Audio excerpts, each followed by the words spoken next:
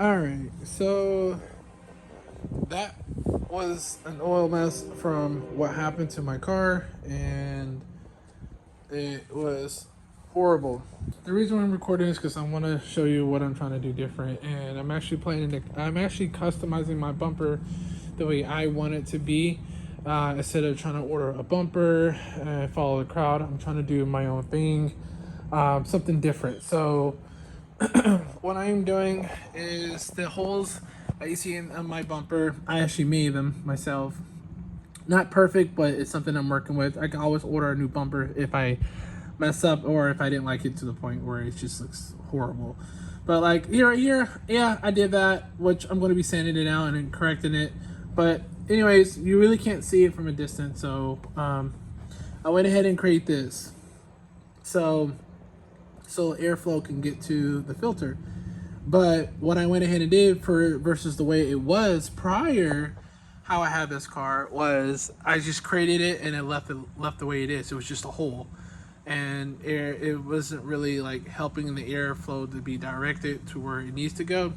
So I actually made a little a duct, kind of direct the airflow.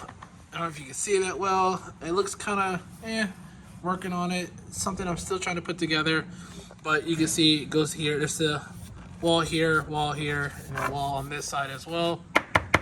It's sturdy. Push down on it, so it's working out. I'm just trying to get it to the design down what I wanted to go for. I actually did it for both sides. So like this side, I don't know if you can see that well, but you see where it angles, it goes directly into where the filter's at, to be different. But just trying something new. Again, like I said, from a distance, it doesn't look too bad. It looks, I'm starting to like it more and more. And what I was telling you on the prior video was, so on these right here, how I have the screw holes on different areas to keep it down, I'm actually planning to take these off, order a new one, and just do it without the screws in there.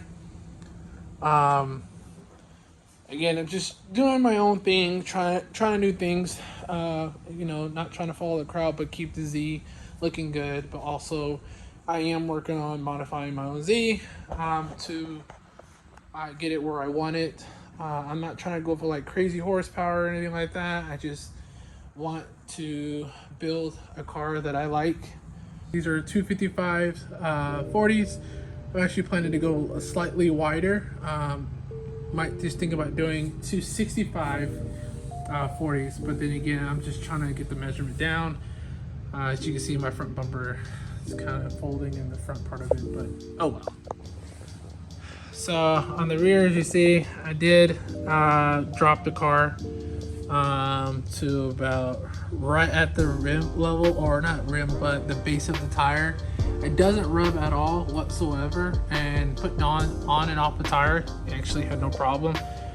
But other than that, it has a slight tuck in. I do want to work on pulling that out, but for now, I'm okay with it. And the reason why I have this on the rear is because one time a while back when I was doing stuff in Dallas, I was trying to pull out to the road, and I hit the bottom part of my bumper and it pulled this out and it broke the little clip. So every time I drove the car, it kept popping up, and people let me know when I was on the road that my bumper was coming off.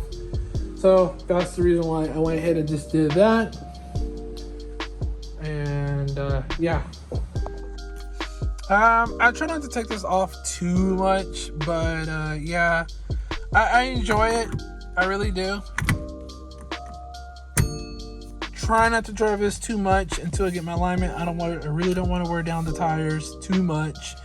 One other thing that I didn't do right is do the horn. So right now my horn does not work, which I'm okay with. I'm not really complaining about it. It is what it is. This no longer is my daily anymore. My other car, the Dodge, is my daily, especially making a commute to Dallas, which is 36 miles there and 36 miles back. So just thinking about doing it 5 days a week. I was doing it with this car for a while, and then when my wife got me that car, I went ahead and just stuck with doing driving the Dodge and not trying to do too much with this right now. I know the Z's are notorious with the clutch, and I had it replaced twice. Not clutch, but the CSC. That's what it is. Had that problem twice, so I'm actually trying to avoid it as much as I can. I do have a replacement. So I have a few boxes out to the side. I do have a clutch, new spark plugs, which I already just replaced my spark plugs, but I'm actually going to go back with the HKS spark plugs. And I do have a new CSC. I am planning to get that done. I am thinking about doing it myself. I do want to take it to Nissan, but they're asking about $1,800. But at the same time, I kind of want to do it myself to get my hands dirty, to know what I'm doing and how to do it. But it's right now it's still up in the air. I don't know what I'm planning to do regarding that. And also, I did replace my valve cover gasket. That was a mess. I realized that I found oil on my spark plugs. I don't know if I mentioned that in my last one, but I did find oil on my spark plugs. I did get a code. So when I realized that oil was going into my spark plug tube, I decided to do my research, and they said it could be the seal. The seal is worn. And you know, in this car, it has 186,000 miles or 188,000 miles.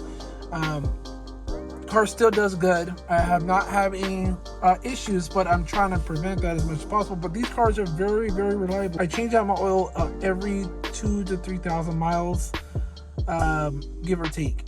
But I do not let it go any longer. I don't know if I showed y'all, but I actually have little overlays on here. They are carbon fiber overlays. Not much, nothing special. I did get them off of Amazon. I mean, they just stick on. This bottom part has a hard time curving around. I might probably try to see if I can apply the heat gun, but other than that, I'm not really tripping about it. As you see on the dash, I did get this, which I've already had this. I know I've had it on my prior video before I stopped posting, and then obviously my gauge. But those are the things that I've actually done so far. So a few days ago, I went to go get gas, and on my way back to the house, I was like, all right, you know what? I'll go ahead and drive to Dallas tomorrow. It's fine. And I went to go get gas. On my way back, I hit something in the road. I didn't see anything in the road at the moment. And I looked in my side mirror. I didn't see anything. And I rolled down my window. It sounded like I was rubbing against something, but I was like, it's probably a bag or something. So I got all the way home, backed my car in the garage. And as I'm backing my car in the garage, I rolled down my window to make sure I'm not hearing anything else. So all I hear is a hissing noise. And it took me a while. I paused, thought to myself, oh wait, that's my tire. So I jumped out, looked all around, all my tires, my front passenger side, my tire was actually losing air pretty fast. So I had to hurry up and get plywood, put underneath the car, drive up on it, and jack up the car to get the tire off and go take it to a shop. They plugged it because I just bought those tires. So I took it, got it plugged. I was like, you know what? That was all unexpected. I am currently waiting on somebody right now. They're gonna purchase the factory steering wheel that has an airbag and so forth. I just took out my cruise control because I'm gonna need it. Eventually thinking about probably going away from UpRev and go with Ecutech. So I really don't have to have this.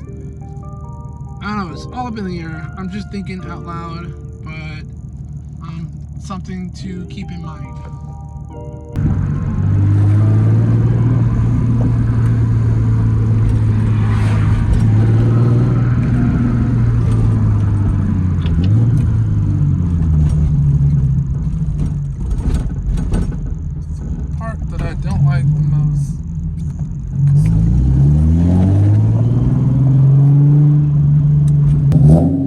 All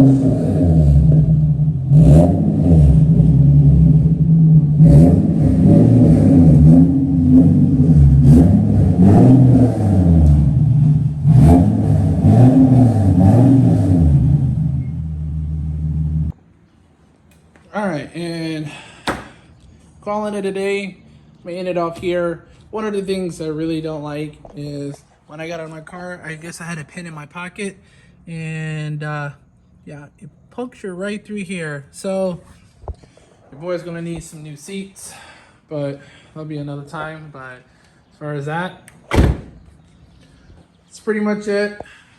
Looking really, really good. Man, I'll tell you, those vents look good. Make sure you hit the like, subscribe, follow for more. Until next time, peace.